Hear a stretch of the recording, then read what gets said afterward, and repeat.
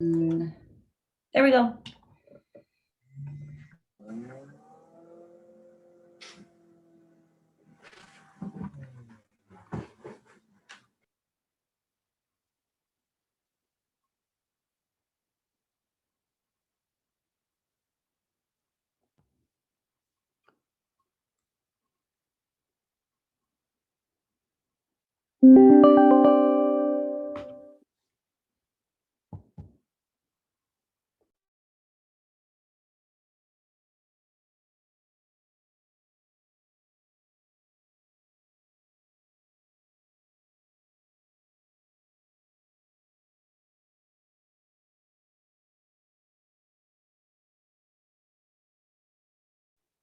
Maricela, I leave it in your hands whenever you feel comfortable starting. I see that Aisha too, Diana are here. Good afternoon, ladies.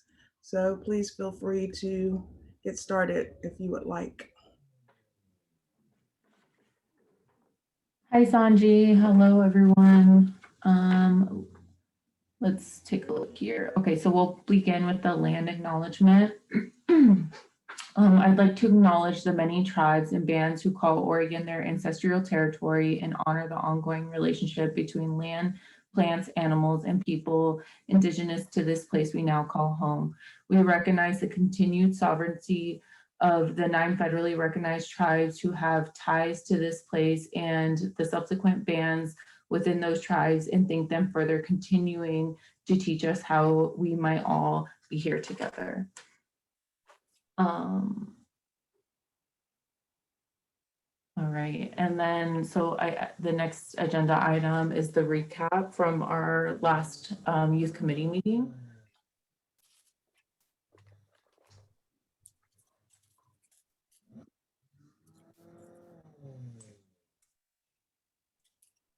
And Maricela, if you would just introduce yourself and acknowledge that this is the Youth Development Council Youth Committee meeting, and also, if you don't mind, please introducing your colleagues on the committee.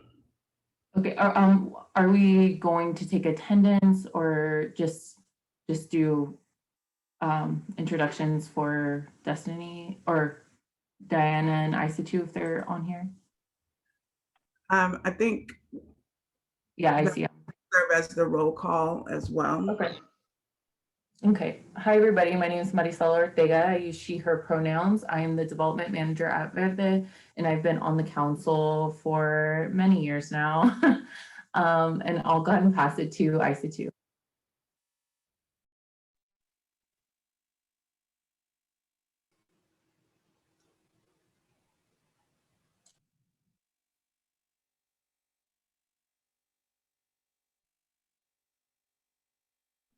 Isa, you are muted if you are oh, there you go.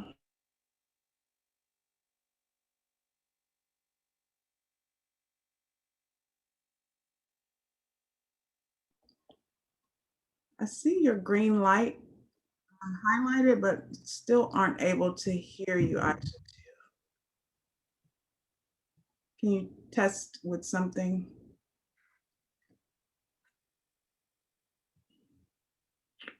May have to disconnect and rejoin. I see your green box is highlighted, but am I not able to hear her sound?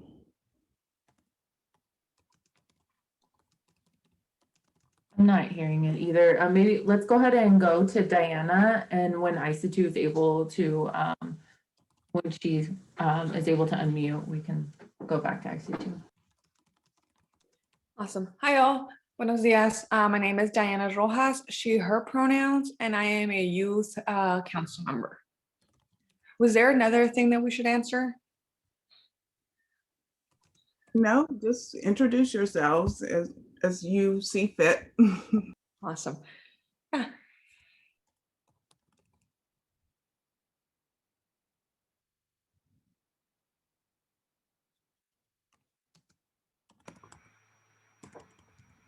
Hello? I hear you, Isa too. Can you hear me now? Yeah. Okay, good morning, everyone. Sorry, I don't know what was happening earlier. My name is Aisatu, and I am a member of the Youth Council, and I've been with the council for the past 2 years. Good to meet you all.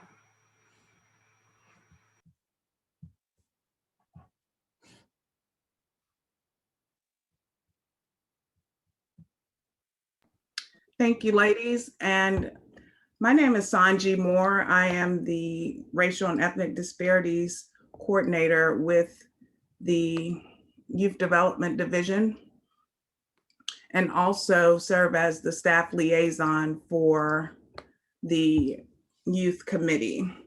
And I am going to briefly just do a recap of some of the things that we discussed at our February 12th, 2021 meeting. The Youth Committee meets every 3 months. And so the last meeting we had was February 12th.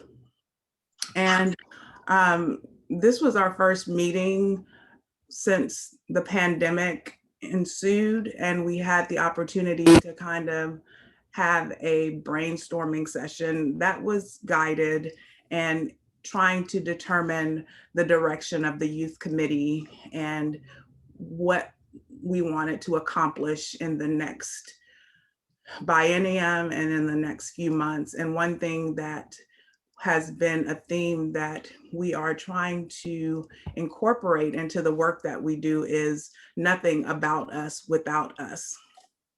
And the ladies decided that they did want to continue to meet quarterly and try to figure out some things as far as how the youth committee and the youth development council can engage youth better. We had a robust discussion in addition to comments from our public, but some of the things that we are currently in the process of doing is trying to recruit new youth members who are under the age of 28 to be a part of our council. Sadly, Aisatu will be sunsetting her position in the near future, and we will have to fill very big shoes in order to find a new member for the Youth Development Council who will fit the qualification of being a youth member. And so also we just had discussions about how do we measure success. There was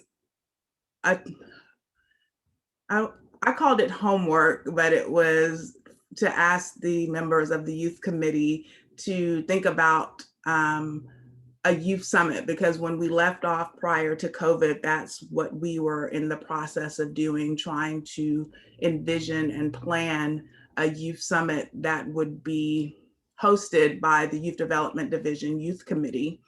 And so I asked them to explore what that might look like in our current world. You know, we are hopefully on the brink of brighter days as we continue to progress with our pandemic vaccinations and the ability to return to some sense of how things were before the pandemic. So, and one thing that we also discussed was the youth members having the opportunity to be mentored by some of our more senior and more experienced Youth Development Council members. And that was my homework assignment, to kind of serve as a facilitator of that conversation. And I don't always make homework assignments on time, but I actually was able to make it happen this time. And so 2 of our Youth Development Council members will be joining us later in the conversation to just have a conversation with the ladies. I've gotten some feedback from them, from the youth committee members, as well as the 2 Youth Development Council members who will be joining us lately. And this will be the first time that they'll kind of this will be the first time that they have the opportunity to kind of talk to each other about what that might look like. And so the things that we have on to discuss the agenda today are a continuation of a lot of the things that we covered in our February 12th meeting, as well as some new items. So we do have some internal reference points that we will be following during the open discussion that you have on the public agenda that you received. But one thing that we also discussed during that meeting is to determine and locate a clear explanation of who was eligible to be on the Youth Development Council. And because of the uniqueness of our council, we also serve as the state advisory group for the Title II formula grant program that we received in conjunction with the Office of Juvenile Justice and Delinquency Prevention, that is guided by the Juvenile Justice and Delinquency Prevention Act. And so we had to have the state of Oregon guide that we would have from the governor's office and their state boards and commissions. And then we have the Title II requirements for a state advisory group, often referred to as a SAG. And so I shared this with Maricela, but I would just briefly like to share it with the rest of you, what the requirements are. So I'm going to share my screen.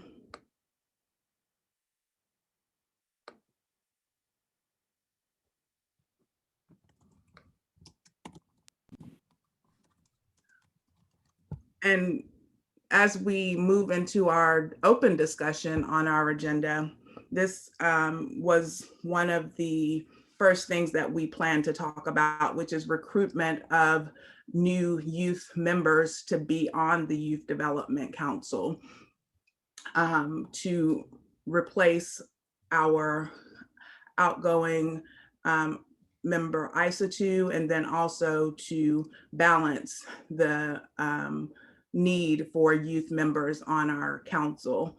And so here are some of the basic requirements that the state of Oregon kind of sets forth through the governor's office.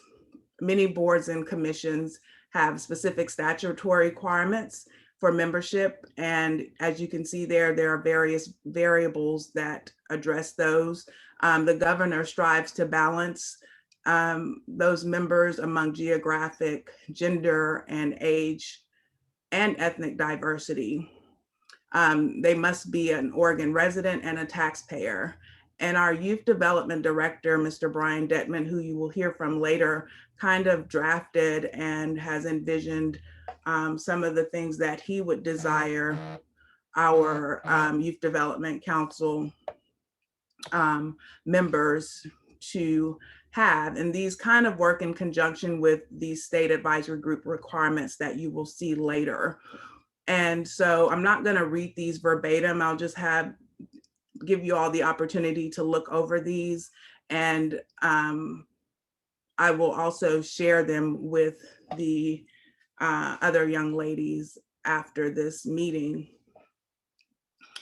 But one question that came up in the last meeting was, how old should a youth member be? And while there's no specific minimum age that we could statutorily find, I think after conversation, we feel that they should at least be old enough to be able to handle the responsibility of being a public servant on a commission, board, or council, and then also to have the ability to interact and keep up with the tremendous honor and responsibility that comes with being on the Youth Development Council and the work that we do. So kind of set on a soft age range of probably 16 years or older.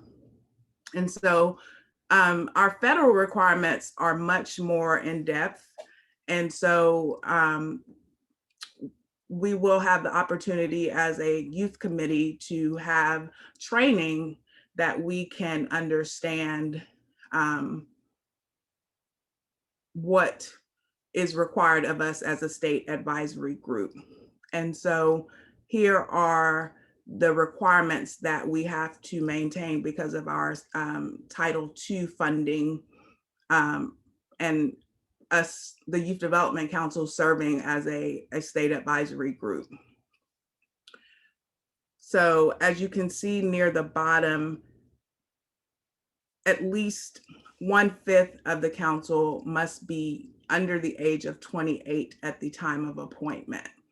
And so that goes in conjunction with paralleling with the state requirements and the federal requirements. So however many members there are of the Youth Development Council, 1/5 of those have to be youth who were under the age of 8 at the time of their appointment. So the young ladies have referred many excellent candidates, and I'll just open the floor for discussion about that to anyone who would like to join in about the recruitment and engaging of young people who will fit the criteria that we have to meet, and who will be passionate about our mission and our values and our beliefs and the work that we do. So anyone would like to speak to engaging and recruiting youth to be a part of the Youth Development Council Youth Committee?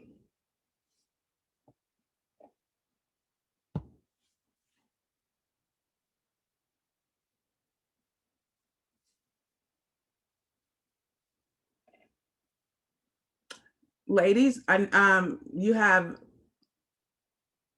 recommended, Maricela has given us some excellent candidates. And Maricela, what was some of the thought process that went into the names of the young people that you recommended to us? Yeah, thank you, Sanji. So in the past, we've looked into adding formerly incarcerated youth to the board, and so far we've been unsuccessful. I recommended someone who was a formerly incarcerated youth, and she now is doing amazing and has so much to bring to the council, not just within her experience, but also she has a degree in criminal justice now. And so I hope that I know that she'll be a great addition. I hope that, the council can work with her schedule a little bit. And so I think it's important to make sure, especially going into juvenile justice, that we have that lived experience and can speak to the way things are right now. And then also, it's really important for us to have some rural youth council members, or folks that have lived in rural and the metropolitan area. And so I recommended somebody there, and she just happened to be a tribal youth as well. And so those are the two that I'm really hopeful about. And I just want to make sure that we have, that we are including people of all walks of life, and that, we can make sure that our council continues to be as diverse as possible. And with that being said, I think the important thing to focus on here is also age, because historically, since I've been on the council, we've been older youth. We're still technically being called youth, but we're a little bit older on that spectrum. And so one of the tribal youth that I am talking about, she's a little bit younger. And so I think that, things change so dramatically, especially given COVID and how, the school system and just youth systems are working right now. And so I think that she has so much to offer there as well. But with that being said, if folks have recommendations, please reach out, let us know. If and I think what we can do as a council is to look at which programs we are currently funding, which organizations we are currently funding, and try to get those folks involved. Because I know that we have I'm sure that those folks are engaged somehow in our grants process. And so it would be really great to pull some of those people in. Excellent. Thank you, Maricela. Anyone else? Not just our youth committee members, but anyone who is would like to offer any insight or feedback into this topic about recruiting youth members who would be under the age of 28 at this time of appointment and meeting the criteria in some way of the things that you briefly had the opportunity to skim over, and just in general knowledge or familiar knowledge of what the Youth Development Council does and the work that the Youth Development Division does. How do we engage and find the right fit, especially with the amount of responsibility that comes along with being a public servant on a governor appointed council that could possibly be, you know, new experience for them, and learning to navigate that responsibility in addition to, you know, all the other things that are a part of the journey of someone younger than 28. Any other feedback?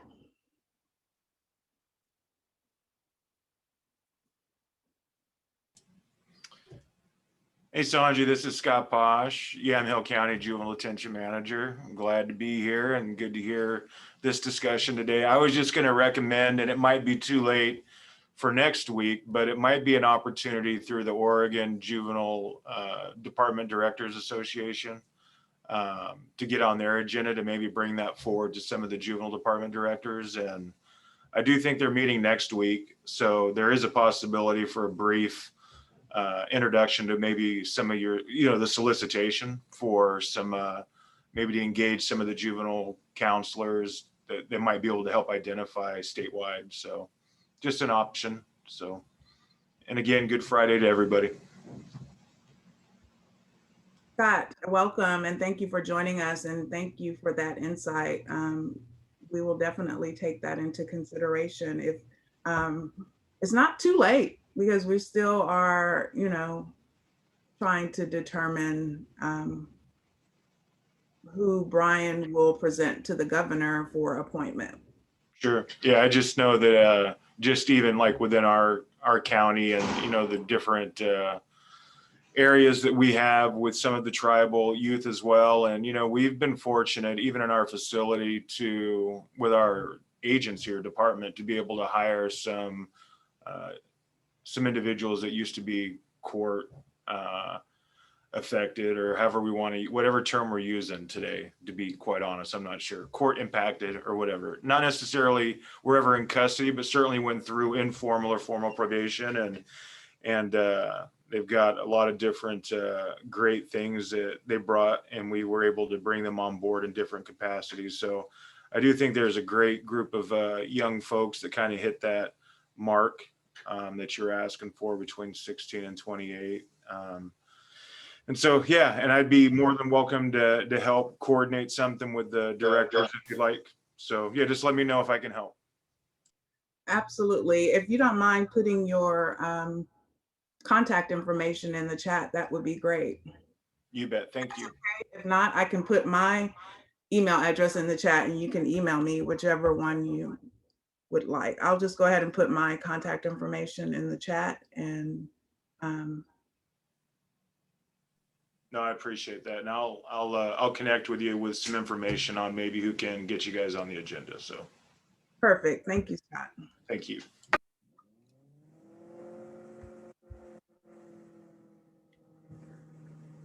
And then also, I'd just like to highlight that most of our youth subcommittee council members have been women, young women. And so it'd be really great to get some young men onto the council.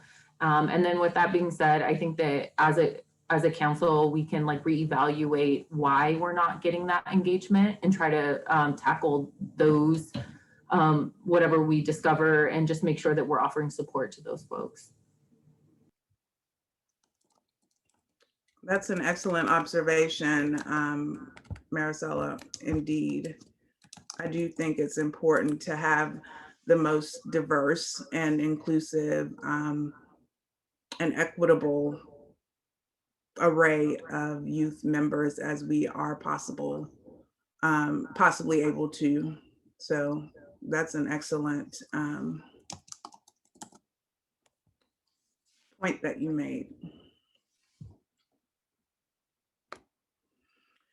So if there's no more conversation about recruitment of youth members, we will talk about a youth summit, and had the opportunity to speak with some of the ladies about their thoughts on a youth summit. And was it 2019 that the Youth Development Division youth kind of were responsible for presenting a summit? That was before my arrival, just for perspective for everyone. I arrived in January of 2020. So anyone like to briefly share like a little bit about the previous summit that was held in 2019?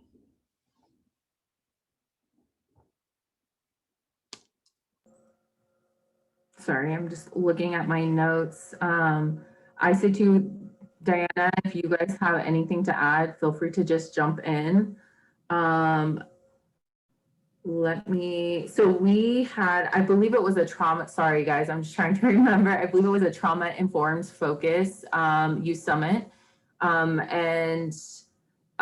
we focused on racial ethnic disparities in juvenile justice system, and how, let's see. So we had Dr. Rita and Dr. Alicia attend, and they were our keynote speakers. The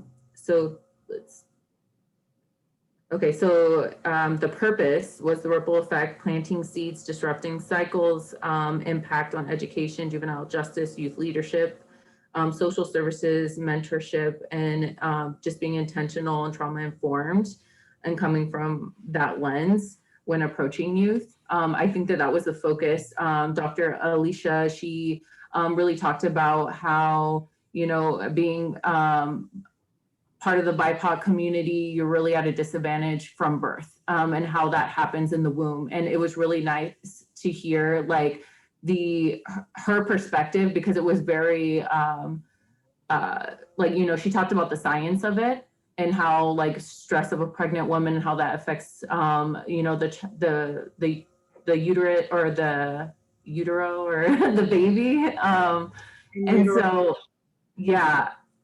I don't remember a lot of it, but we had a panel and folks were able to ask the youth questions. Isatu, do you remember if there was like a specific focus for the panel? Mm-hmm. So yeah, thanks. I think you gave an overview of everything, but the role of the youth council there, we had a panel. So it was an all-day conference, and we had a panel at the end of the conference. So after hearing from the experts speak about the science behind these and the facts behind it, we had a conference where we had three youth members who have been through the system. So this youth came on a panel and we talked about their experiences, what it was like for them, what happened, and just all the circumstances that surrounded their growth and how they came out of that and the great work they now do in communities.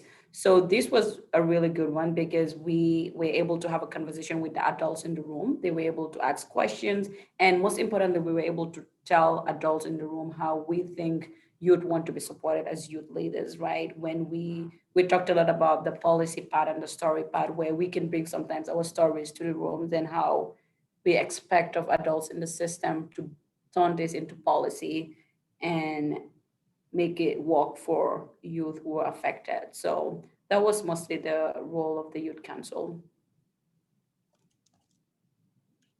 Excellent. Do you all still hear it from me? Sorry, what was that? Let's see. I was asking if there was an echo from my audio. No echo. I don't think I heard an echo. Now it stops, Sandy. Okay, great. So one thing that Maricela pointed out, which was I thought an excellent observation, is to ask what would be the goal of a youth summit if we were to embark upon one. You know, of course, right now there are a lot of question marks about the future. Let's say if we were planning for 2022, it's possible that it may be able to be in person or hybrid or virtual, but ladies, what do you want, or what would you envision the goal of a future youth summit to be, based on previous conversations or new ideas that have come to your mind, or things that have, you know, sparked since living through a pandemic?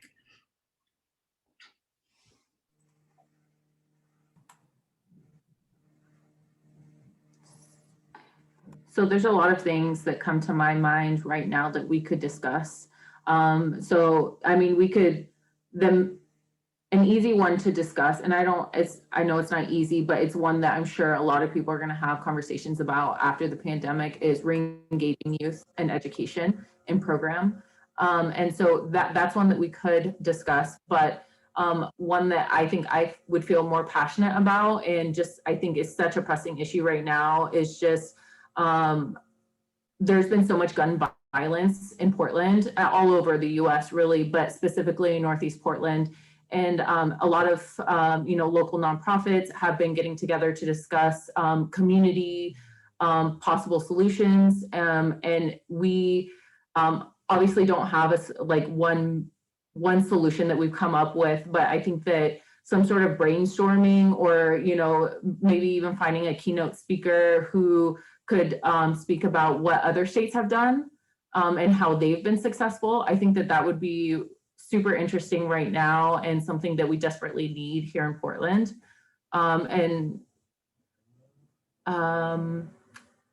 What else? Yeah, really just coming up with some community solutions to gun violence, gang. There's been a lot of gang activity here in the Coley neighborhood recently. And that's been a pressing issue in Gresham as well. And so those would be the areas that I would like to speak about or learn more about. Excellent. I wholeheartedly agree with you about the level of violence that's impacting youth right now. And, everyone's still trying to figure out why. Of course, we know that COVID is probably very likely one of the contributing factors, but it's just to a level that, has to be immediate action or ongoing approaches and interventions. And as you stated, with education for us, the people who are trying to come up with solutions, as well as sharing information and solutions, as you stated, Maricela, through keynote speakers or workshops, firsthand experiences, in order to kind of encourage someone maybe not to go down that path. So I really love that idea. Anyone else? Isatu, Diana, any thoughts about what you would like to see, or why should we have a youth summit, and try to make that something that we begin to potentially plan for the future? And then, sorry, Sanji, I'm just going to say something really quickly on based on what you just said. I think also what's important to see here is that we're in a good position to have that conversation, because as the Youth Development Council, we don't focus on one area. These are all the reason for this gun violence and the gang violence and everything that's happening. These are intersectional problems. It's not just, juvenile justice or education or, the lack of job opportunities for youth. It's so many things. And so I think that that's why this would be a good topic for us, because we have people from all different focus areas that can contribute to that conversation. And sorry to interrupt. I see too, Diana, you're welcome to. Thank you, Maricela. Echo what you just said. Yes, go off. But why I believe we should have a summit. First of all, I think youth are so powerful, and especially when united. many times they are just not given allotted a space to be able to step into this and to learn more about like their own leadership, the reasons why perhaps things are happening, right? Many times, like we know something's wrong. I remember as a youth realizing like, this is off, like something like this shouldn't be like this, but I didn't have the tools to voice that. And I didn't have the space. I wasn't given the time, or like, yeah, no one really poured into me until like later on in life, right? And so I believe that it would be beneficial not only to us, but for a lot of folks, right? And so given that we are in a pandemic, I believe that more people would be able to tap into and like perhaps join because of Zoom and because of all of this tech. So because of that, I would love to be able to help create a space and like a safe zone, a brave zone for youth to come together and really voice their concerns and learn from one another, as well as learn from us, because we also have, history with the system and have in many ways been resilient and prevailed. Excellent perspective and insight and sharing, Diana. Thank you. I couldn't have said it any better. I think you are right on point, both of you ladies. So far, like, that's the whole point of the work that we do, is to try to reach young people, to address barriers and help them achieve their full greatness. And so as early as possible, in my opinion, is what's needed, and to try to prevent. And then sometimes we have to intervene because, it may not have been caught. And so they are already high risk, or, having obstacles that need to be addressed. But I love the thoughts that you all shared. And thankfully, this is being recorded. So as I go back to take notes and gather all of these so that we can begin to plan through them. And this is an aside. This is just, my inner little kid. I was in a Zoom meeting the other night, and there's this thing called Annotate in Zoom. I don't know if anyone has ever used that, but it basically you can make like your Zoom screen like a virtual whiteboard for participants to like write on the screen and like interact directly in Zoom. And so my mind was blown.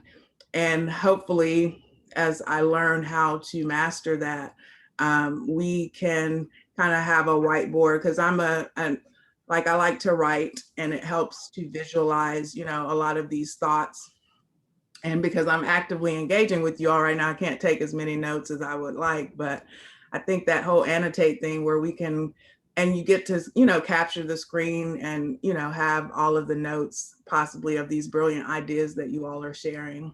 So Aisatu, would you like to share any of your thoughts about a summit and what you would like to see, and, why we need one? Yeah, thank you, Maricela and Diana, for sharing that. I totally agree with what you all shared. So one thing that I wanted to add, what I've seen in the past, just from experiences from the Youth Summit that we had in 2019, what I would like to see this time around is more youth in the room. I feel the last time we had more of like partners and advocates of youth in the room, which is great. They need to hear the experience of the youth, they need to hear the facts. But if we're doing a youth summit, I would like to see more youth from all of these organizations that we fund, like send youth representatives to come. And we have a conference. This should be, to me, I think there should be experts in the room talking about the science and the facts, but there should be a lot of emphasis on having youth sit together and have youth lead these discussions, and have youth identify these problems, and have youth come up with solutions they think they want to see. I think that should be a big portion of what this conference should be about. So that's something that I would like to see. Excellent. And I mean, Aisatu, perfect Absolutely. Like nothing about us without us, right? You're having this youth summit and there are more adults there than youth. That's not good. So definitely has to be one of our top priorities is to make sure that we have as many youth participating in a part of the process as possible. So before we move on, is there anything else anyone would like to share about Youth Summit and what the hope is? We're going to talk about a little later planning and what our priorities are.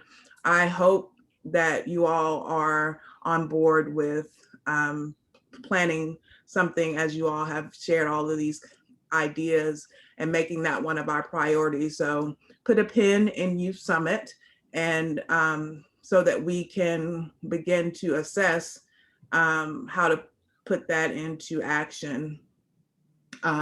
So if there's nothing else right now immediately about Youth Summit, we're going to move on to another topic. Leave the floor open for anyone to share any final thoughts about Youth Summit right now.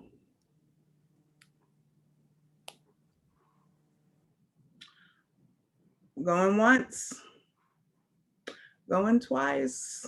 So this is Isa to hear. One thing that I'm also thinking about, there was a conference, I think in 2019 that Diana, myself, and Anya attended in Washington. And it was a all youth led summit. And one of the things that they had on the agenda and the team was like really having like a professional side, like helping teach youth how to go out there into the world as a professional. I think this is very important. Like you might think, small tips like being financially smart, like getting a good resume, finding mentors and seeking those mentors, and how do you protect your story, right? A lot of the youth that we think about in this council, youth that we think about serving are youth with stories, and how do you hold on to these stories and protect them and tell them in spaces that that do not mentally drain you, was something that I found very helpful because I learned how to own my story and how to be safe in telling my story. So I think that's something that we can talk more about as we talk about the logistics and like the agenda of the summit, but we should think about that professional side of going out into the world as a young person. Isa too, I mean, the universe is working in my favor today, in our favor, because guess what the next topic was? Specifically, precisely what you just mentioned, which was the Coalition for Juvenile Justice's Youth Summit that they had in Washington. And they will be having another one in Washington this summer. But just to touch on what you said about preparation and tools and resources in order to present yourself in the most professional manner and appropriate manner, and possibly not having been, taught those things or been ingrained, or even the knowledge of the ins and outs. And even if you were, hearing it and doing it sometimes are different things. So I wholeheartedly agree with the concept of providing youth with the tools and resources and information about how to present themselves in these various settings. Definitely we'll put a pin in that and hope to make sure that we touch on it when we're hopefully planning our youth summit. But to go back to the Coalition for Juvenile Justice, they will be having a youth summit.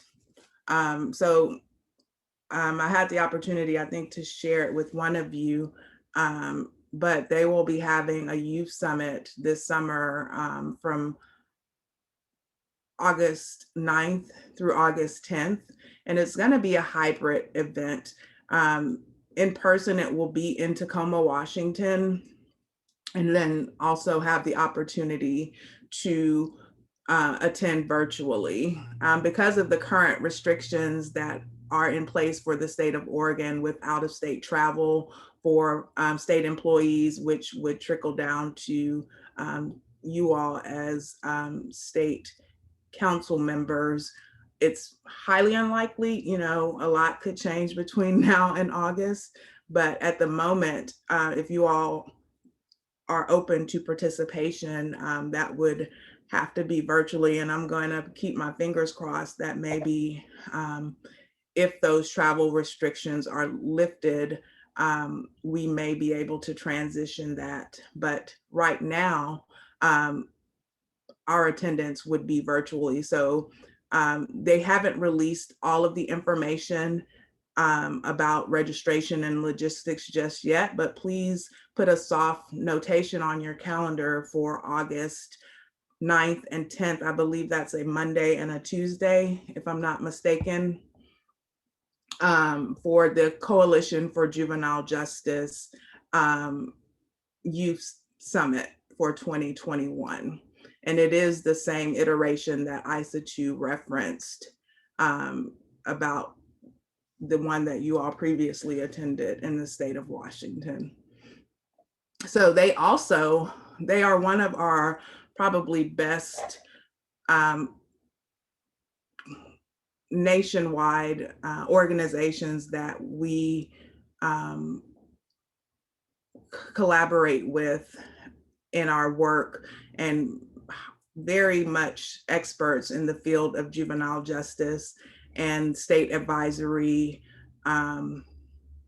groups and the Title II work that we do. And so in their brilliance, they have put together a youth manual for you all's resource.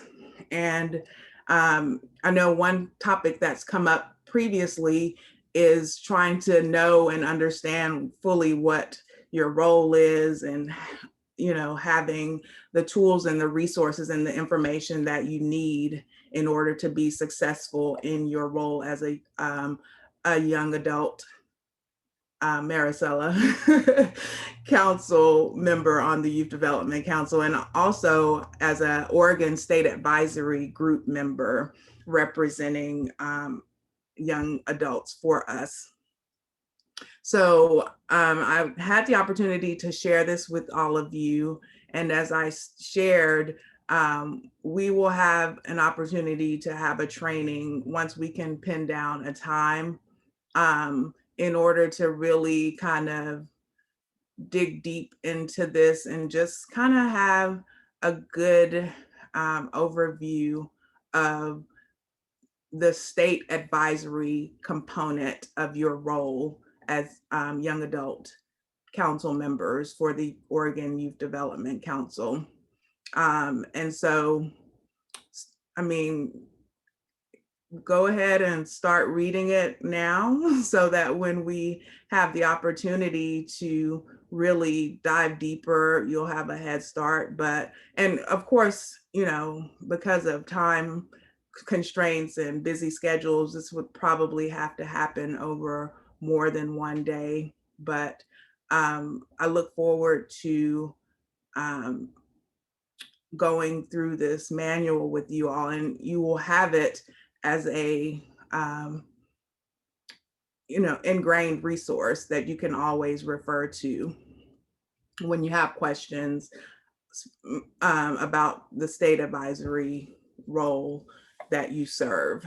So a couple of things wanted to note with that. One is to make sure you put a pin on August 9th through 10th for the Coalition for Juvenile Justice's 2021 Youth Summit, which will be held in person in Tacoma, Washington, as well as virtually. And then also wanted to introduce this manual, and at some point we can determine a time to really dive in. Any questions or comments about those two things from you all?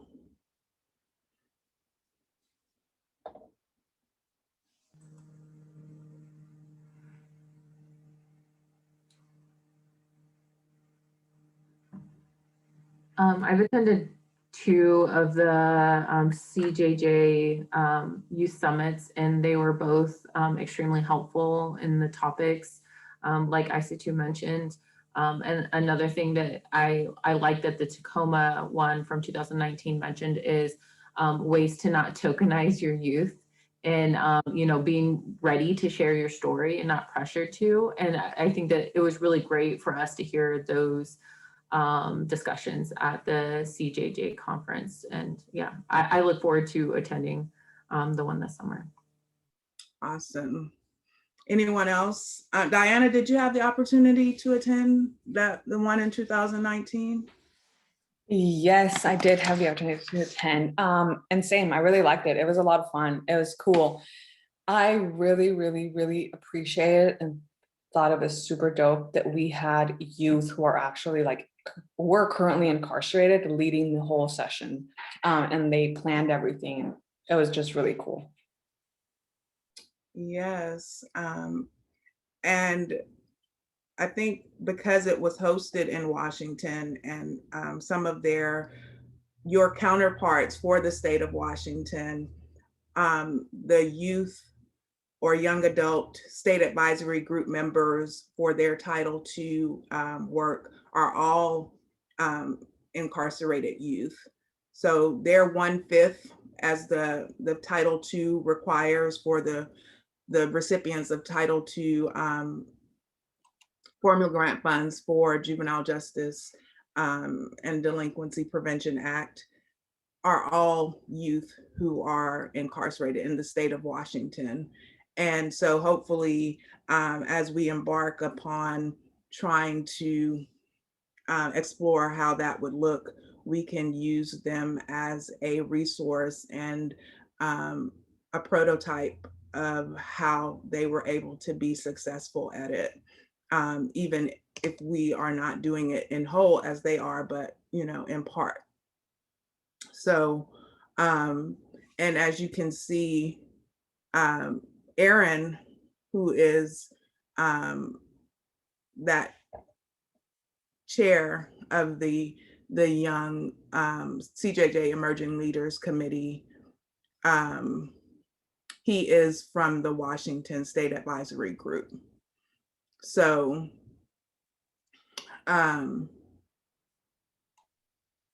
the possibilities are endless. And, I definitely also hope that into the future, you all consider being a part of the Coalition for Juvenile Justice Emerging Leaders Group.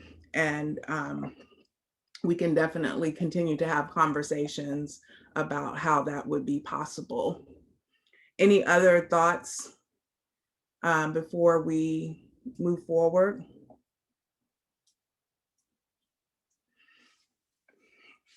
All right, the next topic, and approximately noon, our Youth Development Council members both will be joining us to talk about mentorship. So I think we're making pretty good time. Yay, good time, yay. So we kind of had a preliminary conversation about social media and having more of a presence as both the Youth Development Council and the Youth and Young Adult Committee. And thank you for joining us, Deltra. And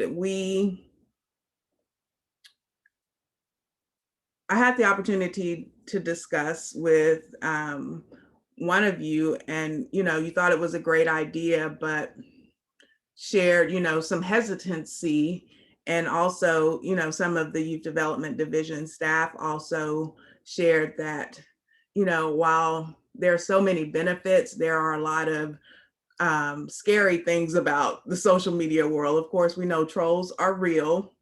And so they are rampant. And so, but I do think in engaging and reaching youth, that's the way that many of you all communicate and interact with the world. So, how do you find the balance of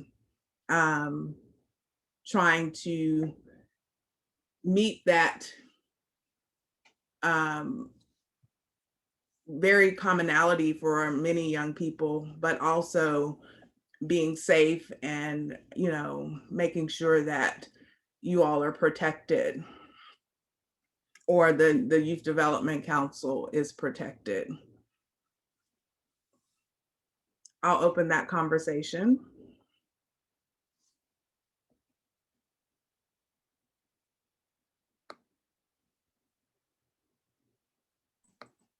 I'm sorry, Sanjay, could you repeat the question? How do we find balance and like protect ourselves on social media? What was that?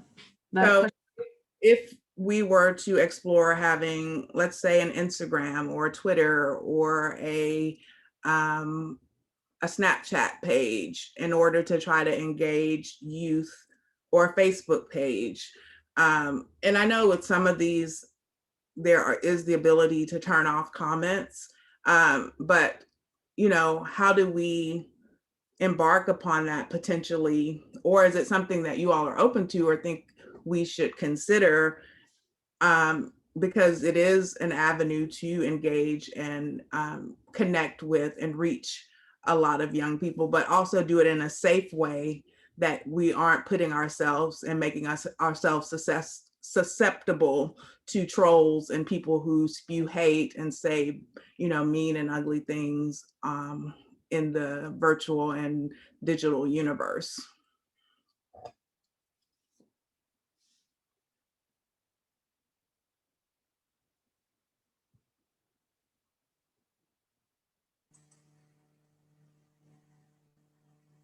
I have something to say, but I'll give the rest of the folks an opportunity to speak up first. So I'll ask, do you all think that social media would be a way to engage young people as a Youth Development Council and Youth and Young Adult Committee in the work that we are seeking to do? Diana, Aisha too. 120%. Yes, I do believe the youth, sorry, y'all, my mom's in the background and my nephew, sorry. But I was saying, yes, youth are using social media a lot more now, and I think it'd be a really great way to connect. Thank you, Diana. Yeah, I agree. And I also see the point of the concern about safety and protecting youth and all of that. I think that's very good intentions. I believe what we can probably do is social media is definitely the way to engage with youth, right? We want to see things, we want to see it happening. Well, maybe we can find ways in how we can like monitor what is happening there and have somebody.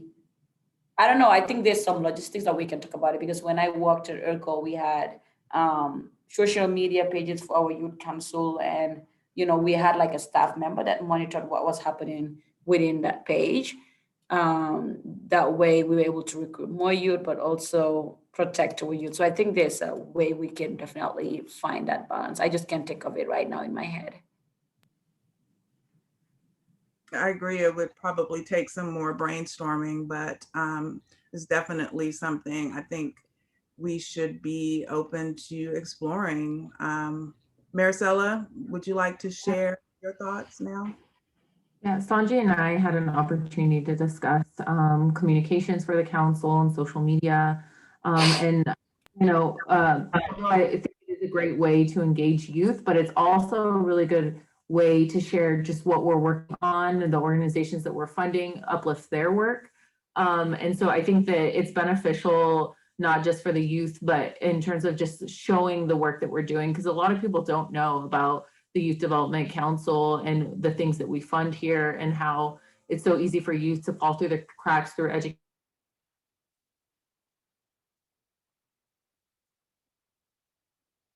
Is that me, or did we lose Maricela? I thought it was me. I think we lost her. I think we lost her. Uh-oh. But I was just, I was also thinking like what Maricela was saying, it'd be cool because I feel like a lot of Gen Z and a lot of like younger millennials, we communicate a lot through memes or, you know, different things like graphics on Instagram and whatnot. So it'd be really cool to like plan something to to like uplift their work, and then different measures perhaps, sometimes we go in or people go in and give testimony. So it'd be a good way to uplift other work as well.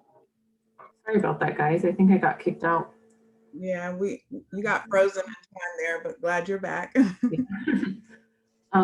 Yeah, so I think that we could monitor what we post. As a council member, I don't know what like the logistics are legally and what like positions we can take on certain things. The organization that I work for, we really allow folks to take political positions and things like that. And so I don't know, I would feel uncomfortable posting on like a council member social media page, but maybe we could come up with some sort of like staff review of like the things that we want to post and have somebody like look over it and approve or deny and tell us these are the reasons why, just for legal purposes. But I do think it's a great idea. Awesome. I would just like to make a shout out to y'all real quick. You ladies are brilliant. And those are all amazing points, and definitely ones that we would have to take into consideration. But I think it's definitely worth exploring. And hopefully we will put that on our list of items to strategize about and see if it's possible, and also how we would do it if so. So it's noon, and I believe that we were scheduled to be joined. I see Parsa has joined us. Good afternoon, Parsa. Glad you're here. And we're also waiting on Celeste Jansen, who is our Parsa Shanrami is a Youth Development Council member, and she can introduce herself once we start the discussion. And then we're also waiting on Celeste Jansen, who is our Youth Development Council chair. And so they're both here to just meet the ladies, which they know them, but to discuss potential mentorships amongst them. And I really am grateful to Parsa and Celeste for stepping up and being open to exploring, serving as mentors to these amazing young ladies, because Parsa and Celeste are amazing women also. So what better matches? But until Celeste joins us, if there's no more discussion on social media, I'll let you all finish any final thoughts about that. And then we could briefly touch, possibly until Celeste arrives, on equity, and how and what you all feel about that, and what voice would you like to add to the equity journey that the YDC is and the YDD are continuing upon, and exploring how we can do even more. So are there any more thoughts about social media?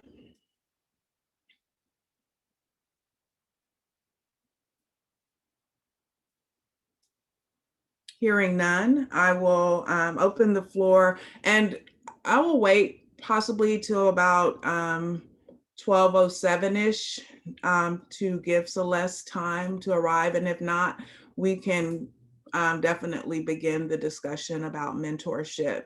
But are there any thoughts about, so the Youth Development Division and the Youth Development Council are very intentional about being an equitable organization, an inclusive organization, an anti-racist organization. And we are exploring various avenues in order to make that integrated, to continue to make it integrated, because it's there. but to continue to make it integrated into the work that we do. And of course, as members of our council, your voice on this is extremely important, and we would love your input about the whole conversation of equity and racial and social justice. Any thoughts that you have that you would like to share about the topic?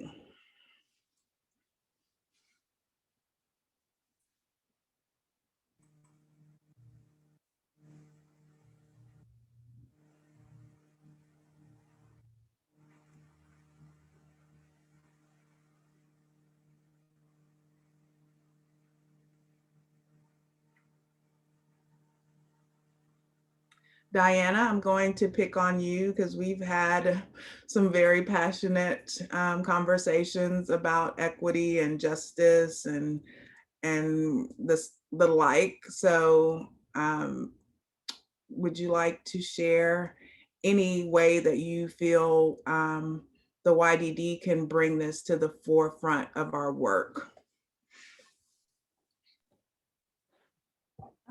Yes, I think that I may not have a lot to add like right away, but as we unfold the conversation, I'll have more. But I really like what you use, and I know you learned this at like a different conference about nothing about us without us, nothing without us about, nothing about us without us. Yeah. That's the one. So I'm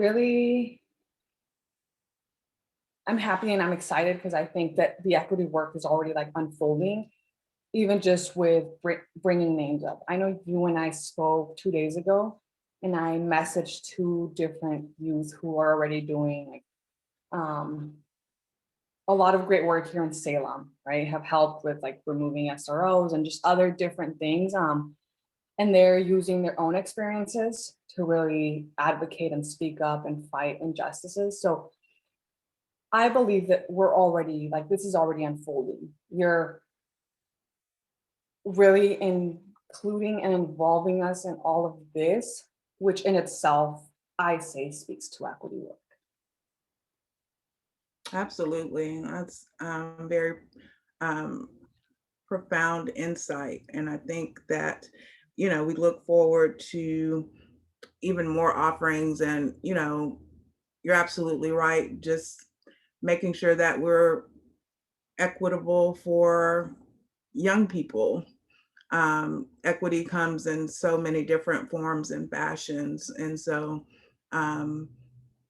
that's definitely, I think, I imagine Brian will speak on how much he envisions us being an agency that, amplifies youth voice. And so in all areas of the work that we do, which is a vast spectrum, we are looking more closely at how we can embed equity into every aspect. And so we definitely, this is just the beginning of the conversation. And if Diana, Isatu, would you all like to share, or not Diana, I'm sorry, Maricela, Isatu, would either of you like to share any thoughts before we begin the conversation about mentorship? Yeah. When it comes to DEI, I think it's so important just to make sure that we are being intentional about the work that we're doing. And whether that be internally as like YDD staff, and just recognizing certain biases that everybody has and working on those, and like creating, I think when it comes to DEI, it kind of feels so loosely used and like, oh, we're working on our DEI strategic planning or whatever, I want to see goals, like I want to see action items. And like, I think that it's so important that we do those and that we're intentional about that work internally, but then also externally in our grant making process. Let's make sure that it's accessible to community members, folks that don't have development folks helping with, grant writing or whatever, and helping smaller organizations. I think there's a lot of work that we can do here, and I hope that we can be leaders in those spaces. Absolutely. Excellent. Excellent insight that you shared. And we as or agency have definitely made actionable steps toward our internal approach to DEI. And then also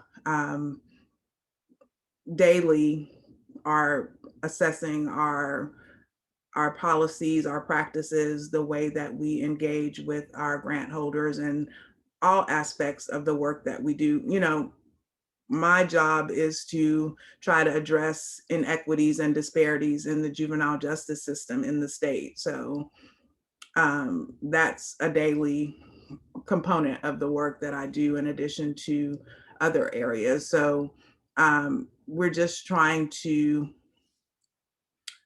come up with a more targeted approach.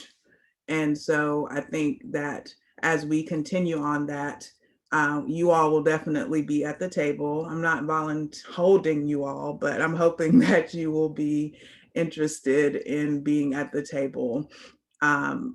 So let's move on to talking about mentorship opportunities. And I will allow Parsa to introduce herself and then just have a very informal dialogue about, you know, some of the things that we all have previously discussed.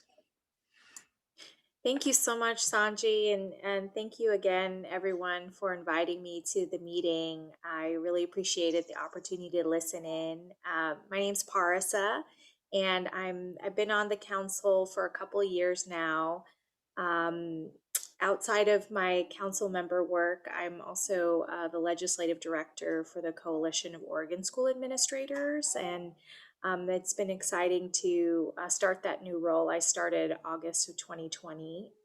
If it's helpful, would it be helpful to give a little background about myself, Sanji, or you just let me know what would be helpful? Yes, go ahead.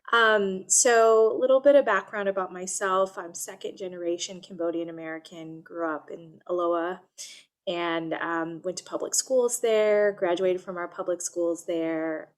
For me, one thing that my family really instilled was how education was the key and just unlocking a lot of different opportunities and how once you have it, no one can ever take that away from you. And, you know, through my work, I feel really fortunate to be able to continue working in education. Even before I started working in policy, I was a teacher, a kindergarten teacher, actually. And so that experience and growing up in Oregon, to have it really come full circle and do policy and advocacy work at the state level, it's nice when the work that you want to do is what your job description is, and to have that align is really awesome. I can't ask for anything more. The other thing to know about me is I'm also a new mom. I have a 1-year-old. And so balancing that and remote work is, I'm learning a lot, and it's been a very humbling experience. So again, I want to say thank you. And I'm mostly here to listen, to learn, and to get a better sense of what you're looking for in mentorship, because I think it goes both ways. It's not just me coming in and saying like, oh, here's what I've learned and what advice would you like. It's also I'm learning so much from each and every one of you, and we have a lot to learn from our young people and youth. And the example that was brought up earlier about all the youth organizing in Salem, it's just been so incredibly inspiring. And I just hearing stories and seeing our youth and being able to support our youth in the organizing and advocacy, it gives me hope that our future is in really good hands. So excited to support you in any way that I can. Thanks. Really appreciate being able to be here. Thank you, Parsa. Absolutely. And I know that the young ladies would be extremely fortunate to have the opportunity to learn with you together both ways. And I think I saw that Celeste has joined us. Good afternoon, Celeste. Welcome. Perfect timing. Parasa was just introducing herself, and I will open the floor for you to introduce yourself. Welcome to Celeste Jansen, who is the chair of the Youth Development Council and who has also offered her sacrifice and service to do anything that she can to help with mentoring our youth and young adult members, and then also just any way that she could assist this committee. Thank you for being here, Celeste. Please share anything you would like about yourself. Sure. Well, hi, everyone. I'm glad to just have an opportunity to connect and for us to think about what you'd like from mentors and how we can make the YDC even better. I came to this work through the nonprofit route. I started working in nonprofit youth services many years ago, and at one point, I was running a nonprofit that helped mentoring programs all over the state, just learn about best practices. So the work that I do now, I work as an educational consultant. And so I work with schools and I work with after-school programs and with a variety of different programs just on their best practices, on understanding research, and on just at their core, making work really effective. And usually that means really youth-centered and examining what they're doing and how to do it better. So when Sanji asked if any council members would be interested, I thought, oh, of course, this is really in line with who I am and my values. And I just, personally, I'm a single mom. I have a 9-year-old, so he's in school sort of virtually every day to some extent. And racial equity work is really important to me. For about 10 years now, I've been trying to just learn more and do more and be a voice for change. Also, youth voice has been really important for me. I think I set up all of these individual meetings with staff at ODE like 10 years ago to say, how is it that we make all of these system changes in the education system and we don't ever check in with youth about what their perspective is? Like, show me any other consumer product or system that isn't focused on its client at the center and that's successful. It just drives me crazy. So I feel like I've been on a bit of like a, I don't know, a one woman like soapbox, like we need to be more youth centered. And years ago, as I was doing work and calling ODE and doing a lot of work with the nonprofit sector, the former director of the YDC, Iris Bell, reached out to me to say that, you know, we really would like a nonprofit thought partner to help do some planning. And so I stepped into this role of supporting the Youth Development Council as the chair. I've done that for a while. I think we're actually at the point where my term limit is up. So we're recruiting a new chair, which I'm excited for. I can't wait to be a council member and not a chair, frankly.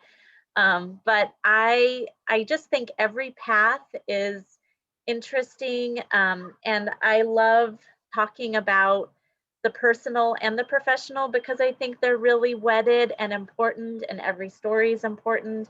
And so anyways, I'm excited to work with whomever and support you. And if that means just unpacking, like, what are we talking about at the council and why does that matter? Or just sort of like, what's going on in my career or what can I do to change my career or whatever. I'm happy to be a thought partner and a friend during all that's going on. So I hope that was a good explanation, Sanji. Sorry if it went a little long. Oh, No judgment from me whatsoever. And it was a perfect explanation. Thank you very much. So I will open the floor to the young ladies to briefly just share anything you all would like to with Celeste and Parsa, and then also ask them any questions you all would like to ask. One thing that we know is that right now we're living in unique times, and we're gradually making strides toward being around other living, breathing people that we are not related to or see at the grocery store.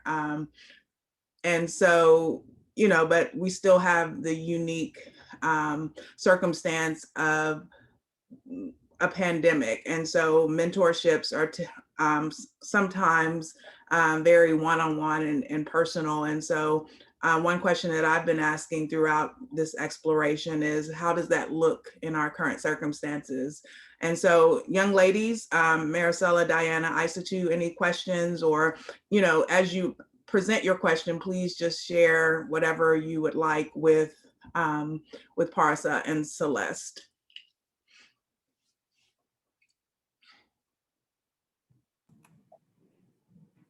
Well, I just want to say that this is really exciting. It makes me a little sad that I'm leaving the council very soon. But I have had the chance to see Celeste at the council, and I've seen the way you lead as a leader and as the chair of the council. And I will say, I haven't had a chance to interact with you so much, but I know whoever gets to be matched with you as a mentee will benefit a lot from what you will have to teach them, just from how I've seen you lead at the council. So I'm really excited for my colleagues and to see that we are launching this mentorship program. I wish we had done this sooner than later, but it's great to see where it's gonna go. And I have not met you probably before, Parsa, but I'm really inspired by your story and what has brought you to where you are today. And it's people like you who've lived it and who are doing the work now that really make change. As far as I'm concerned, it's really about knowing your why, right? I am in that phase of my life where I'm really trying to navigate figuring out my why, like what do I really want to do and what motivates me to show up every day and do what I need to do. So you are also a good example of someone. And my colleagues at the council, Diana and Marcella, are young women with lived experiences also who've brought that to the work. So I'm really excited to see what this relationship will be like. And thank you, Sonia, for all the work you've put into this. My pleasure. I mean, this is what it's all about. Definitely, had the opportunity in increments to get to know each of the young ladies. And so I have benefited from being a mentee, and I've also had the tremendous honor of being a mentor. Can you believe it? And so I know the benefits of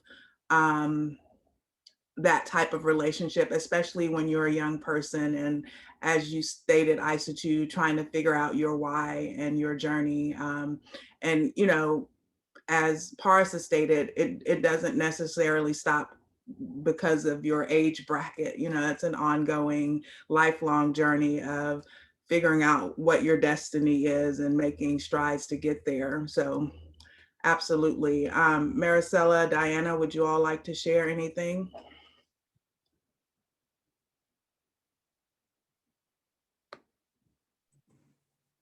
Thanks, everyone.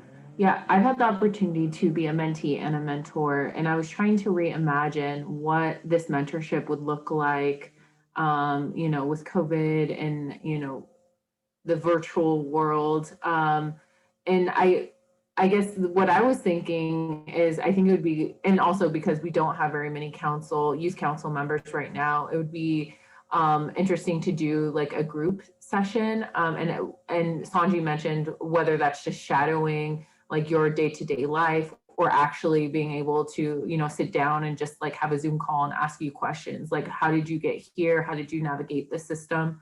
That's what came to mind. Although I do like the traditional mentorship, like in person, I think that would be a good option for right now. Excellent. And one thing I'll just throw in, Diana, before you share, is that Parsa had an excellent idea of just having a, a physically distanced in-person gathering if possible, if we align schedules outside, in order to have somewhat of the ability to do it, a meet and greet, both, and the sky's the limit, but virtually and or in person would be great. Diana, anything you would like to share? I'm really excited. And I hope that we're able to take things outside. I'm fully vaccinated, and even we could social distance and all. So that sounds really cool. I'm really excited to learn from both. Is it Parsa and Celeste, right? Yes. Yes. So I'm just really excited. I feel like I'm getting older, but at the same time, I still feel very, very young. And so I'm just constantly excited to learn, especially from folks that I admire. Yeah. Awesome. And I saw some activity in the chat. Absolutely. Isatu, forever family. So that definitely doesn't stop with your sunsetting in formality, but I think the possibilities are endless there too. And I definitely hope that, and will be kind of like peeping in on you from time to time myself. So just to say hi and to make sure that you're well, and if to offer anything that I can do for you. So any other comments that you all would like to share? Hopefully, after this, we can kind of, I'm a big doodle poll person. And so get together, I will develop a doodle poll to try to find some mutually convenient times for us to explore. So which one would you all like to explore first? In person, outside, physically distanced, or virtual? If Parsa are open to it and it makes sense, like as far as like location where y'all live, I would like to do in person, at least for an initial meeting. I'm also fully vaccinated.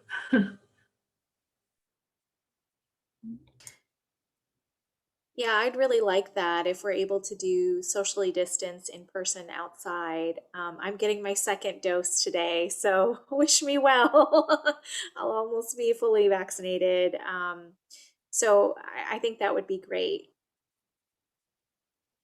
Excellent. And one thing that, I think this is something that is in its infancy and going to be hopefully initially informal and up to you all to determine the dynamics. But there's no paradigm for how this works. If you all want to have relationships with both Parsa and Celeste, I'm sure that's something that would be possible, or get to know both of them a little more to see if their interest or work or experiences or background speak to you and resonate with you, and would like to pursue just having that interaction with one of them. That works too.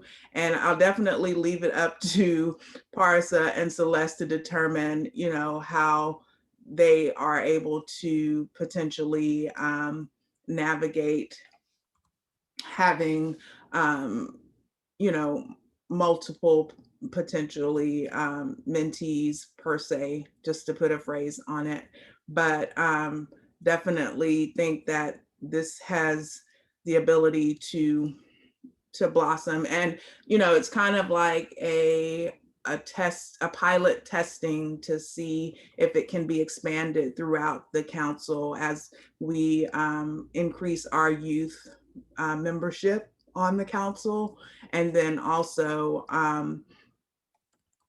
hopefully have more youth development council members who are open to being mentors, or at least having some level of engagement with the young people. So anything else that you all would like to share? Any other questions or comments or just dialogue? Please feel free at this time. Sanji, in the chat, Celeste mentioned an in-person group mentorship, or at least an initial meeting. And I really like that idea, but I'm just wondering, what are the rules around multiple council members meeting? Because I know there's some restrictions. Thank you, Brian, for bringing that to our attention. And I definitely think that we would have to work through that. From what I understand, every gathering of 2 or more council members is not a public meeting. If there are certain criteria or it meets some benchmark. And so if that is the case, then, working through that.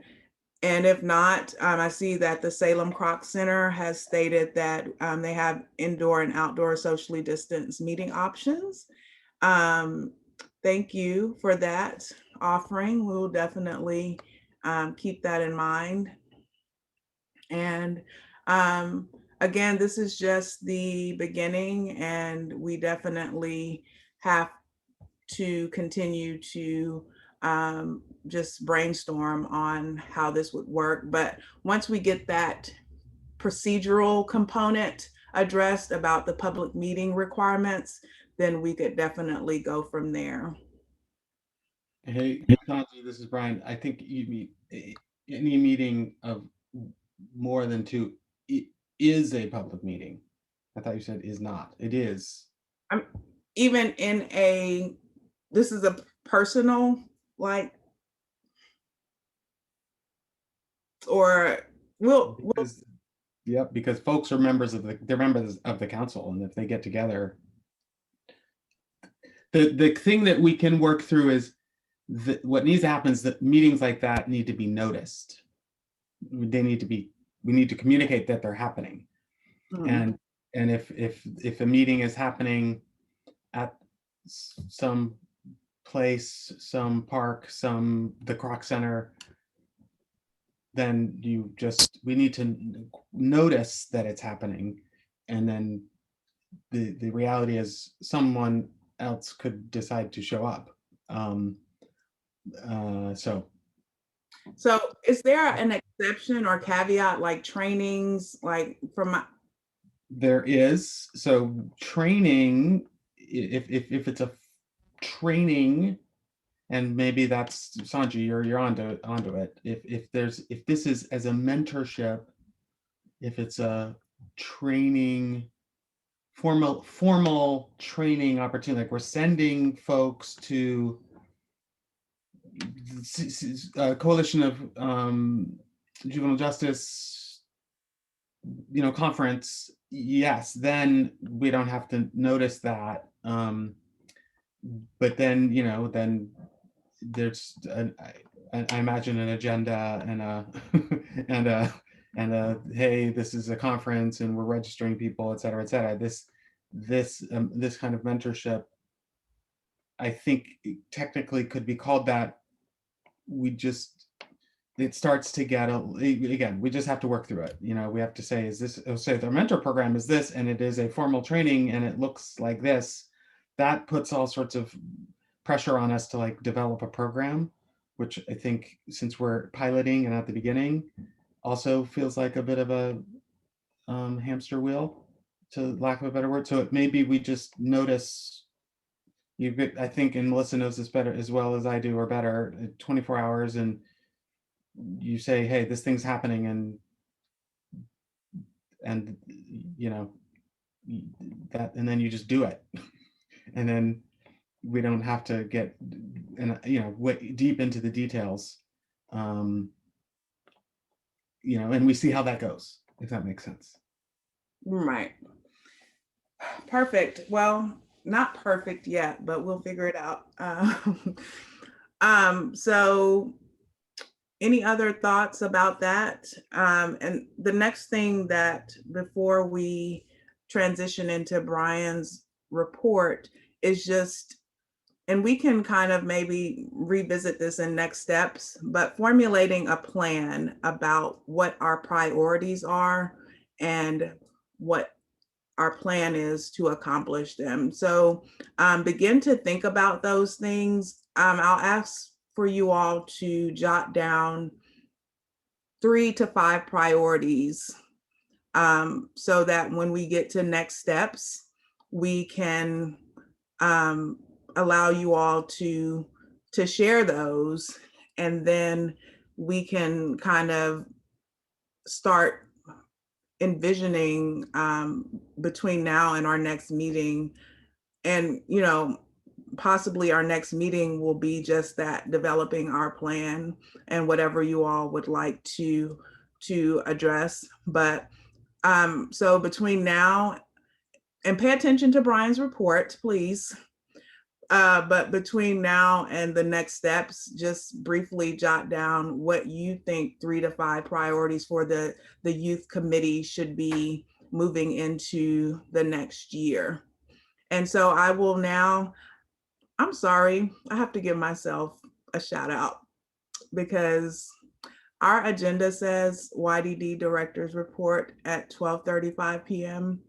And for those of you who know me, doing things on time is not my strength. So yay me for being on time. And I will now introduce the Director of the Youth Development Division for his report, Mr. Brian Detman. Thank you, Sanji. Thank you, everybody, for your contributions and good just discussion. Yeah, and Sanji, yes, credit to you. It's good. I'm gonna say stars are aligning. You got that like universal, like that milky, like that universe picture behind you. So stars are in view, and you planned the meeting. 2 hours feels like it was the right amount of time for us to cover what needed to be covered. So well done. I don't want to take up a ton of time. I think I have 10 minutes, and I want to just hit a couple of more than a couple, a few things, but also probably leave a little space just to answer any questions, because I've heard a lot of great information today, and that's where we want to keep our attention, and this idea of kind of developing a plan and a set of priorities. Like there's a, if not an infinite number of things we could do, but there are lots, and we can't do them all. Like if we say we're going to do everything, I think my experience, and I think I imagine others may have found this too, that when you say you're going to do a lot or everything, then nothing actually happens because you're lacking any focus. So a handful of priorities, 3, 4, 5, whatever, in the committee coming together around those will actually move things forward, and then allow, I think, the group and the committee to be able to do the hard thing, which is to say no to some things, right? Like, nope, that's not among our priorities. So that can be hard, but if you're clear on your priorities, and then if some good idea comes, which they all sometimes do, if you got 3, 4, 5, or 6 things, there might be room for 1 or 2 extras because it's just amazing and timely, and something comes up in the community that needs a response, and so we need to leave space for that too. So having a short list, I think, will be really good. So just for me, and I'll tell y'all that as council members, you will get an email update from me that is going to hit some of these highlights anyway. So y'all just kind of getting like a preview of some of the things that I will share via next week in an email. And then also I'll hit many of these highlights at our June 10th committee meeting. But just to throw out a few things that are kind I think important. You know, there's a lot happening, as you all are hopefully hearing, seeing, reading about, around summer learning and summer enrichment. So opportunities from the Oregon Department of Education for schools, school districts, and community-based organizations to access money to support young people in the summer. Specific money from the Oregon Community Foundation to support community-based efforts. I was on a call along with Celeste just the other day with kind of an advisory committee that's working with the Oregon Community Foundation, that's OCF, sorry for the acronym, about how they've got like $40 million actually contracted from the Oregon Department of Education to then sub-grant out to community-based organizations for summer enrichment and summer learning for high school, middle school, elementary, and even some money for early learning as well. So we've tried at YDD to be pushing that information out, sending updates to our grantees, sending links. Like we've been like, this money is out here. Either apply for it directly through the Oregon Community Foundation or be in touch with your school or school district because there's some sub-grant opportunities. So just wanted to highlight that. There's also national work happening around summer learning and enrichment through the US Department of Education. We're involved, there was a kind of a 2-day conference around that. So I attended that along with some other staff, and we're involved both around the state and nationally in committees and collaboratives around summer learning and summer enrichment. So I hope that it's not just a one-time thing this summer. Like I think thinking about summer, thinking about the bridge between from whether if you're an 8th grader going to 9th grade, or you're going from preschool to kindergarten, or you're going from high school to whatever comes next, right? The summer is a critical time for young people from an educational development and workforce standpoint. So that's a real sweet spot for us. Strategic plan, just for all the work that folks did in that March timeframe. We've been working a lot internally on trying to pull together an implementation plan around our goals that are system alignment and transformation, youth voice and resilience, community capacity and justice. So I don't think I can pull together, I was hoping to pull together a kind of a retooled version of our strategic planning committee before our YDC meeting, our quarterly YDC meeting, but we are going to roll out implementation internally within YDD and then bring some more information to the next quarterly meeting, because we've developed a pretty detailed implementation plan and are thinking a lot about communication. So the discussion today about social media, I think, is similar to the conversation we were having both internally and also with the Oregon Department of Education, who's just providing some advice to us about what to think about. And I shared with Sanji my concerns about social media, just that it can be a place of like trolls and some pretty scary commentary, and recognize that that's where people increasingly are finding information. There's some staff capacity issues I think we'll also have to manage, like how and who do we maintain how and who maintains communication in a new channel. So I'll just say it's gonna take us a little time, but I appreciate hearing the conversation today, and we're thinking about that in the context of a broader communication strategy. Know that our 2021-23 funding request for application process is underway, or well, I'll say in development. We're frankly a little behind schedule. We had planned to try to get those released, the request for applications here in the last week or two, and it still looks like we're a week or maybe 2 weeks out. I won't get into all the details around that. We've been trying to get things reviewed with the Department of Justice and get our own ducks in a row internally, making some changes in response to what we've heard from our community grantees and community partners around how regularly organizations can request reimbursement. So we're trying to be responsive, and also know that we've had some information sessions over the past few weeks to get input. So I think are going to end up with a really good product, but it will mean that the window for applying is maybe going to get a little tighter, and we're going to be well into July before we're evaluating and reviewing applications. But by the time we get to the fall, we'll be rolling with making awards, and good work will continue around the state and in our 9 federally recognized tribes. Bunch of legislative priorities in progress. I won't go into lots of detail, but know that so far the bills, the 2 main bills that we have, one around re-engagement, and our re-engagement program is moving forward, and also our bill around some statutory fixes to our to the role of the Youth Development Council, like cleaning some stuff up. That's also seems to be moving. So we're things looking fairly good. A bill that I'll point out, and Parsa may or may want to comment on this, is House Bill 3363, which establishes a racial equity and justice student collaborative. That's something that we're watching. I've had the opportunity to talk to Parsa and also Jessica Ventura from the Oregon Department of Education.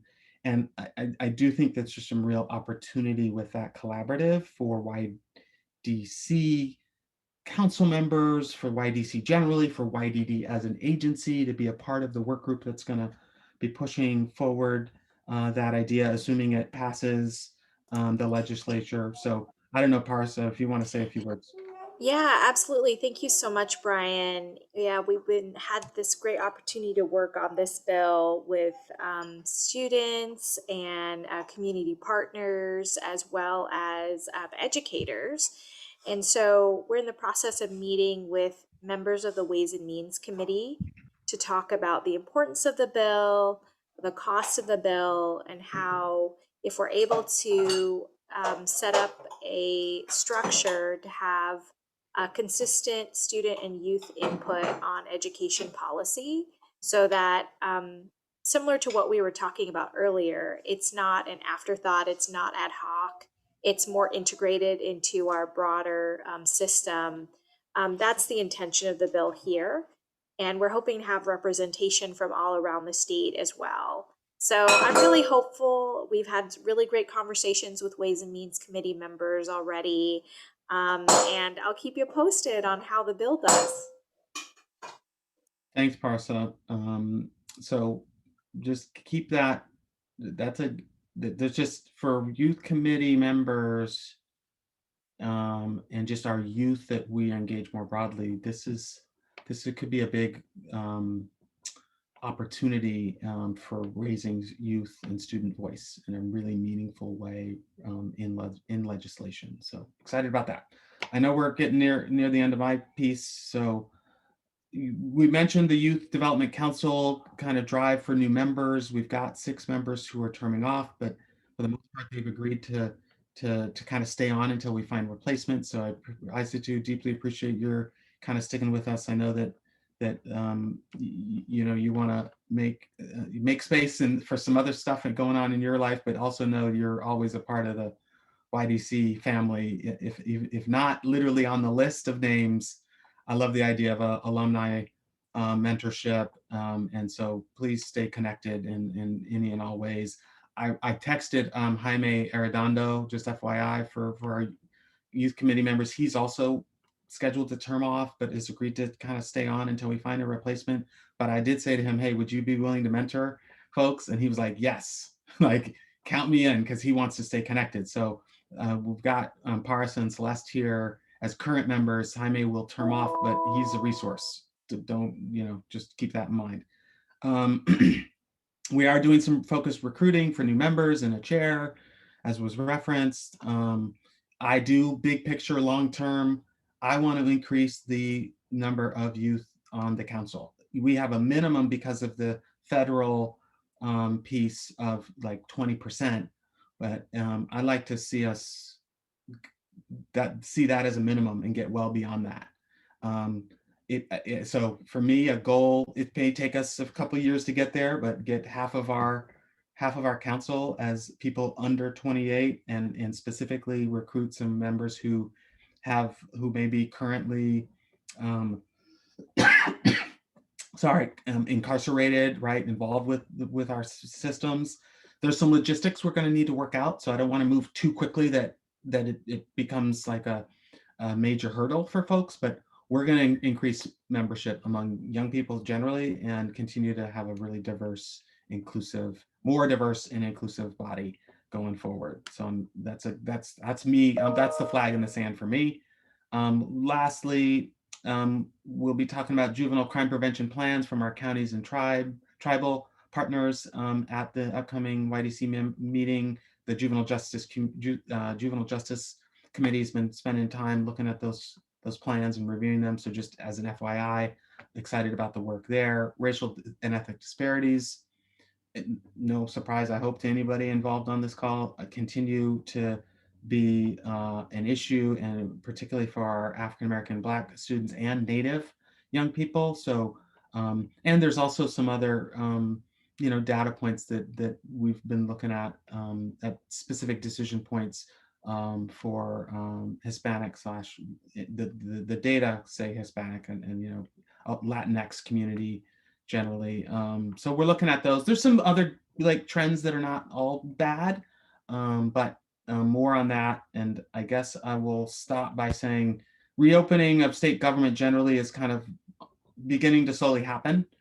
So I'll say more on that at another time, but we're thinking about ways to when we'll be back in the office and also still support remote working. So there'll be more Zoom meetings, YDC meetings, committee meetings in our future, but I think also more in person. That's it for me. I didn't leave a lot of time or space for questions because I know we got to get to public comment. Is there anything, or Sanji, anything that you want me to hit if I missed?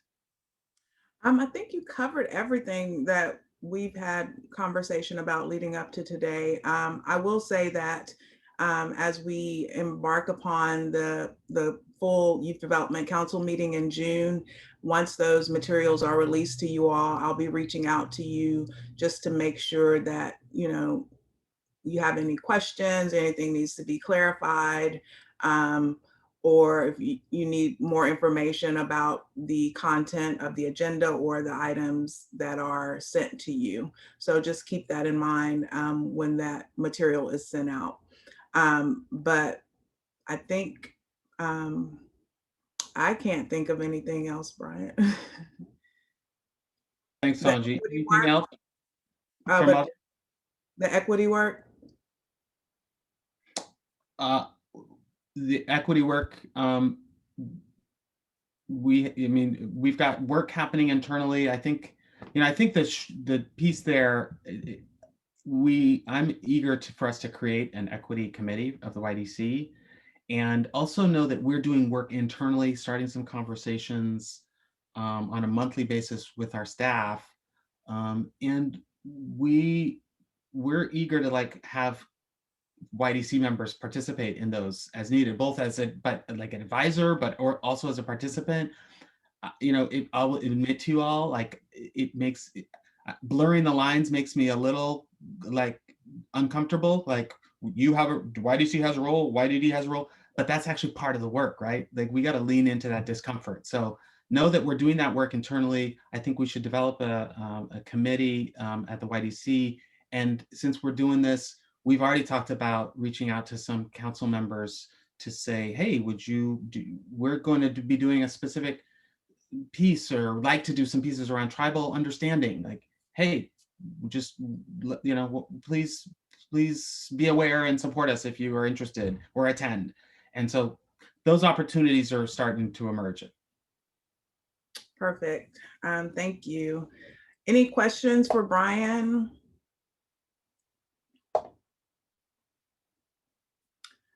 Okay, so I'm just going to go through the names, and I would like to acknowledge that one of our youth committee members was unable to join us today, Destiny Ortiz, and we do miss Destiny. And so there are currently 4 youth committee members, and 3 of them are with us today, and Destiny Ortiz was unable to be with us. Any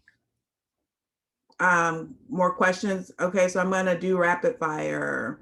ISA2, did you have the opportunity to think of your priorities, 3 to 5 priorities?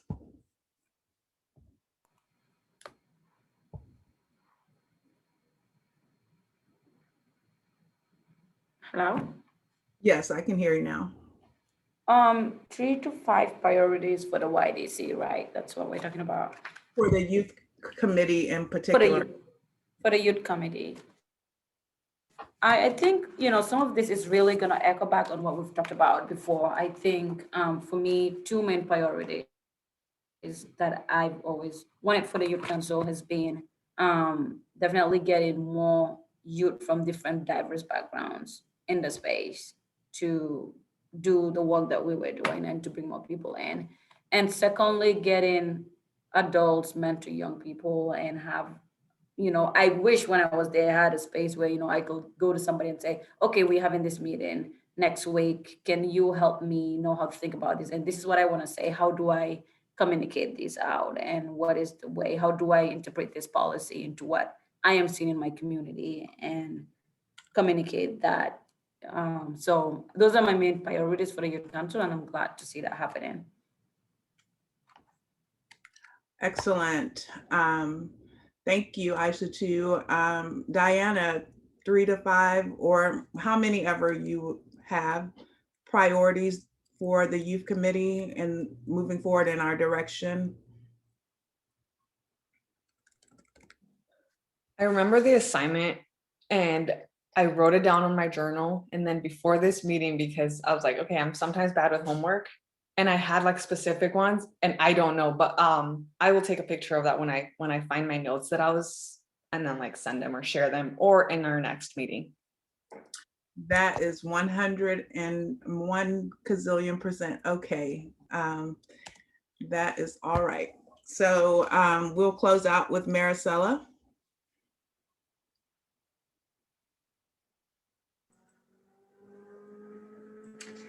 Thank you. So I didn't actually write them down, but like IC2 mentioned, so I think one of our main priorities is just increased engagement, youth engagement on the council. So adding youth, and then also I think it's really important that we reach out to some of the folks that we're funding, and like I said before, try to engage those folks onto the council, because I think that those folks are there for us to, ask their experiences, and, I'm sure they have so much that they want to share with us as well. And then increased networking in the mentorship program that we talked about, not only for the youth on the council, but also just the regular council members. I think that in the past, there have been periods of time where council members had really good relationships with each other, or like pretty much knew each other. But right now I feel like because of 2020, we all kind of feel a little bit disconnected. And so kind of, coming back together and building those bonds again would be really great. And I think that's all I have for right now, but I can send you more, Sanji, later. Absolutely. And, this is an ongoing list, definitely not going to achieve every priority tomorrow. So we have plenty of time to try to focus in on that. And definitely we have between now and our next meeting. I would like to acknowledge the members of the public who sacrificed their time to join us today. And are there any public comments that any of the members of the public would like to share at this time?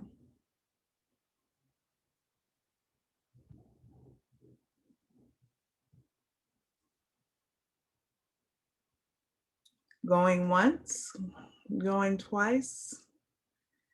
Thank you all for taking time again to join us.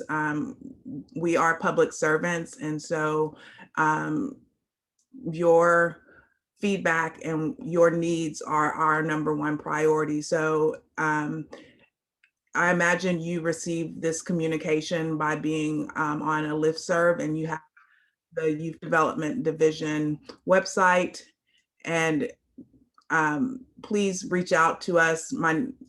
email is in the chat as well. If there are any specific concerns you would like to address or questions, comments, feedback, there are numerous avenues to communicate with us. See, something here came up in the chat. Thank you, Celeste and Parsa, again, for taking out time in your day to join us. We greatly appreciate you and look forward to what's blossoming. I'm excited about the seeds that are being planted. And I would just like to acknowledge Youth Development Division staff who joined us today. Anya Sakino, our Juvenile Crime Prevention Manager, Melissa Gallardo, our Executive Specialist, and Lindsay Schoonover, our Juvenile Crime Prevention Administrative Specialist. Would you all like to share any thoughts before we close out? I'll just say one thing. Well, I'm so happy to see you all, and I'm glad that you were able to join us, and thank you so much. And I'm looking forward to seeing you again. Thank Hello, you. everyone. Thanks for letting me join you in the background. It's a great meeting, and it's inspiring to hear all of you. Thank you, Melissa. And thank you, Lindsay, for recording today. And if there's nothing else, our next meeting is scheduled for Friday, August 13th, 2021, same time window from 11 a.m. to 1 p.m. And the universe is delighted today. That's why the sun is shining so bright. I will turn it over to our chair, Maricela, to adjourn us. Thank you all so much for everything. It's been a delightful meeting. I thank you for the opportunity to facilitate today, along with the young ladies of the Youth Committee. Thanks, everybody, for your time. Meeting adjourned. Take care. All right, take care, everyone.